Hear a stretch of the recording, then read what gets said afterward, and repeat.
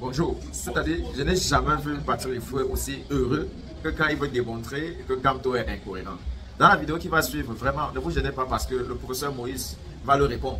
Mais Patrick Fouet est tellement content parce qu'il a deux dates dans sa tête, 2019 et 2023, où Maurice Kamto fait des sorties pour préciser qu'il est bel et bien conscient qu'en cas de prorogation des élections, eh bien, le MLC pourra présenter les candidats qui vont partir, qui sont déjà dans le MLC parce que beaucoup ont rejoint le bateau entre-temps. Mais pour Patrick Fouet, parce qu'il maîtrise la loi électorale, eh bien, il a vraiment alors fait de n'importe quoi. C'est le professeur Moïse qui va d'ailleurs lui ramener à l'ordre.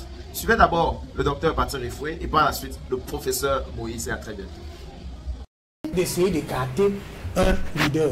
Et on ne peut pas le dire, d'autant plus que moi, je suis tombé sur une déclaration de M. Maurice Kamto qui nous disait le 31 décembre 2023, je cite, « Je suis à mesure de vous confirmer ce que je n'ai cessé de vous dire depuis un certain temps déjà, à savoir que le MRC présentera son candidat à l'élection présidentielle, même si celle-ci était convoquée maintenant. Il n'est pas obligé de passer nécessairement par un autre parti politique pour avoir le droit de se présenter. En vertu des dispositions pertinentes de la Constitution et au regard de plusieurs cas précis survenus dans notre pays, le MRC compte dans ses rangs plusieurs élus issus des élections étatiques dont les mandats courent encore. Par conséquent, ne vous laissez pas distraire par des débats oiseux qui trahissent simplement l'inculture juridique de ses auteurs, soit la panique de nos adversaires. Je suppose que le mandat des élus dont se prévalait le président Kamto continuera à courir avec cette prorogation. Il n'est donc pas visé par cette prorogation-là, qui ne cherche absolument pas à l'éliminer. Deuxième chose, la profonde incohérence. Mais le même Maurice Kamto qui vous a dit le 31 décembre 2023 qu'il avait des élus dans ses rangs qui lui permettaient de se présenter, disait le 25 décembre 2019, le MRC est pleinement conscient que faute pour lui de prendre part au scrutin à venir, il ne pourra pas, dans les conditions du code électoral en vigueur, présenter un candidat au prochain scrutin présidentiel. La loi électorale exigeant que tout candidat à une telle élection soit présenté par une formation politique ayant au moins un élu ou à défaut qu'il rassemble au moins 30 signatures de personnalités dont on sait, procès en sorcellerie, c'est sa spécialité, qu'elles sont pour l'essentiel inféodées au régime. De même, le MRC est conscient que faute d'avoir des conseillers municipaux, il ne pourra pas présenter des candidats à d'éventuelles élections sénatoriales et régionales dans les conditions actuelles. On est en quelle année? Ça, c'est 2019. Vous avez dû commencer par là. Et ce que vous avez dit avant, c'est quelle année? Permettez. 2023. Vous savez qu'il pose la question. Mais permettez. Ce n'est pas moi qui suis incohérent. C'est celui qui tient ces déclarations. Celui qui tient ces déclarations. Vous allez commencer par votre chronologie, quand même. C'est ça, le chronologie. Gardez votre calme. Nous sommes calmes. Gardez votre calme. Nous sommes calmes. Gardez votre calme. Donc, j'ai dit profonde incohérence. En 2019, bon, peut-être qu'il a recruté des élus. Mais je suis au regret de lui dire que la loi ne vise pas les partis ayant des élus, mais les partis représentés. Et en la matière, il faut bien lire le code électoral et certaines de ses dispositions pertinentes. Article 121 sur les conditions d'investiture. Qui peut investir? Et puis, moi, l'article qui m'intéresse. Sur les listes électorales effraie nos amis d'en face. Je les appelle nos amis. Parce qu'en politique, c'est un débat d'idées. Le MRC a opté pour le changement dans la paix. On va les battre par les idées. Et en continuant de convaincre les gens sur la justesse de notre cause. Et donc, le réveil donc de la population les inquiète. Mais ils savent que ce réveil est consécutif à l'appel sur les inscriptions lancé par le MRC. Parce que les appels ont été lancés par nos concurrents des années avant. Vous connaissez très bien le projet de Kabara Libye, 11 millions de votants. Vous connaissez bien le projet de Gaba et Gitama, 10 millions de nordistes, et ainsi de suite. Le NDPC lui-même, dans ses petits spots à la CRTV, a souvent appelé à s'inscrire sur les listes électorales. Mais ça n'a jamais rien donné. Et la preuve, la plus illustrative de ce que le MRC tient le landerneau politique du pays. C'est le taux de boycott qu'on a observé en 2020. De l'histoire politique du Cameroun, on n'a jamais eu un tel boycott. Et donc, depuis le boycott, le climat politique était apaisé, était léthargique. C'était un climat moribond.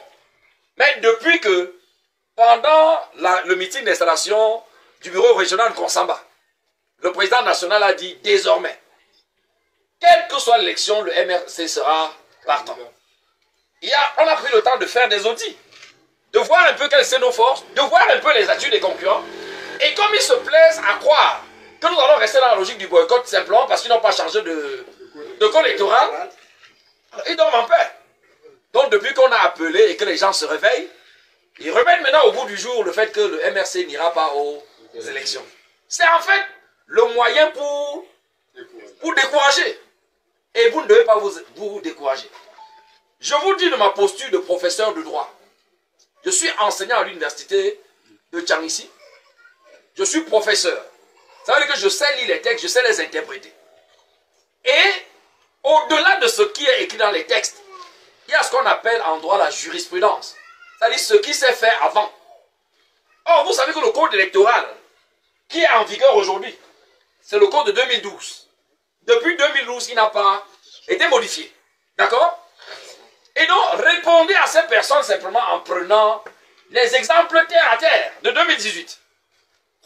En 2018, lorsque Cabral Liby va à l'élection présidentielle 2018, est-ce que Cabral Liby avait un parti? Non. Si quelqu'un avait un parti, qu'il me dise. Cabral Liby n'avait pas un parti. Il a été adoubé par le parti Univers. Un parti dont il n'était pas militant, mais qu'il a recueilli à la dernière minute. Akere Mouna avait-il un parti? Non. C'est vrai qu'à la veille de l'élection, Akere Mouna a rallié le président national. Mais sa candidature était validée. Et vous savez qu'on n'a même pas, on a refusé de retirer ses bulletins de vote simplement parce qu'on disait que une fois qu'on a validé, l'impression des bulletins est mobilisée et on ne peut plus les retirer. Mais voilà deux exemples de personnes qui n'avaient même pas un appareil politique. N'est-ce pas? Et qui ont quand même pris part à l'élection. Mais pourquoi est-ce que cette jurisprudence va se fermer simplement parce que c'est Maurice Kamto? Or, vous savez très bien que l'APC, qui est l'Alliance politique pour le changement, le mouvement qui porte la candidature du président Kamto, mais n'est même pas... l'APC n'est même pas une initiative du MRC. C'est l'initiative d'un parti qui a au moins un député que nous connaissons très bien. Le député Jean-Michel Nietzsche. Or, si aujourd'hui, on dit que parmi les partis représentés à l'Assemblée, il y a le FCC, c'est bien parce que l'honorable Nietzsche, qui avait été élu sous la bannière du SDF, a porté son mandat pour maintenant le mettre dans son FCC. Mais simplement parce que l'article 15 de notre Constitution interdit ce qu'on appelle le mandat impératif. Ça veut dire qu'une fois que vous êtes élu, vous devenez un élu de la nation et vous portez votre mandat partout où vous allez. Et retenez donc que, ça c'est le deuxième argument. Depuis la crise du SDF, je dis ce que je sais le mieux. Des conseillers municipaux de plusieurs communes ont démissionné pour prendre la carte du MRC. C'est pourquoi quand le président national vous dit à ce jour le MRC a des élus, mais il le dit par l'air. C'est bien sur la base de cette disposition constitutionnelle. Parce que l'élu par exemple de Bafsan Premier, puisque j'ai des amis conseillers municipaux là-bas, qui démissionne du SDF et qui vient prendre sa carte de MRC. Il est conseiller municipal voté sous le SDF, mais à ce jour élu du MRC. Or, nos textes disent, pour être candidat à la présidentielle, on n'a pas besoin de 1000 élus, mais d'un seul. Et je crois que la jurisprudence même ancienne parle de ce que le député qui permettait la validation de notre candidature en 2018, c'était le député Sot. C'était bien le député Sot, un seul. Dans ce débat, sachez qu'il est clos.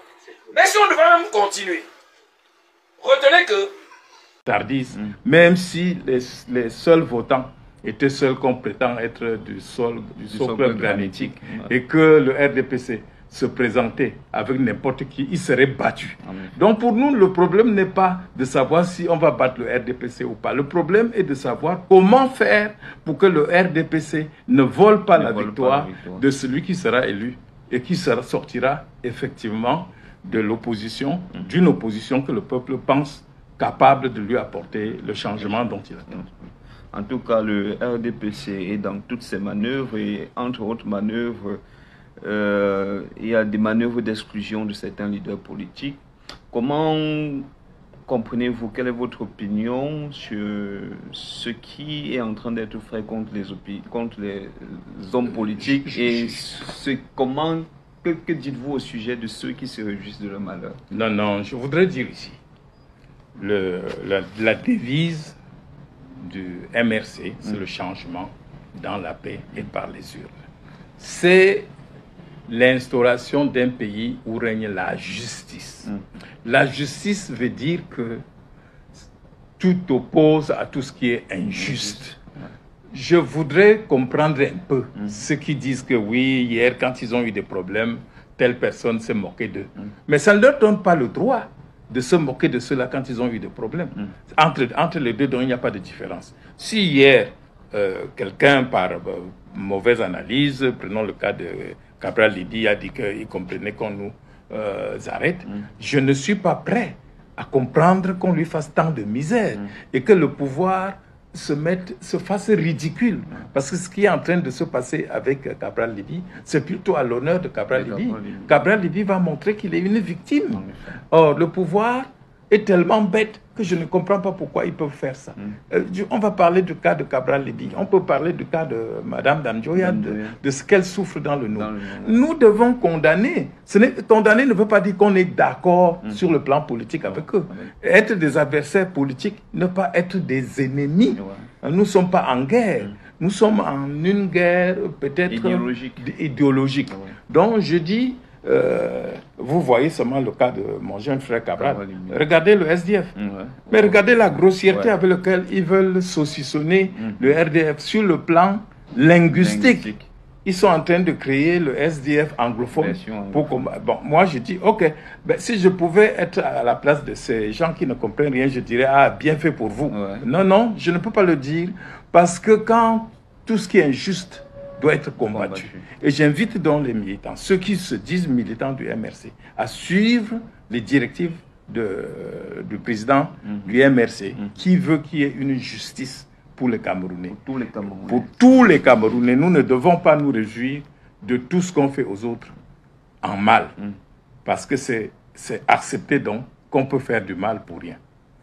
Merci, M. Abel Zongan, et à très bientôt pour une prochaine interview. Oui, je dois profiter de cette interview pour dire également que nous prônons le changement dans la paix. Le MRC est un parti de construction. Nous ne pouvons pas tolérer que le Cameroun soit détruit de quelque manière que ce soit sous le prétexte du changement. Nous ne pouvons pas prêcher la violence. Les Camerounais ont les moyens d'exiger, d'exister sans cassure et sans violence. Notre nombre suffit pour montrer que nous sommes un peuple debout. Et on ne peut pas, pendant qu'on se plaint que rien n'est fait, se mettre à casser le peu que le pouvoir a épargné sur le large héritage que le premier président nous avait laissé.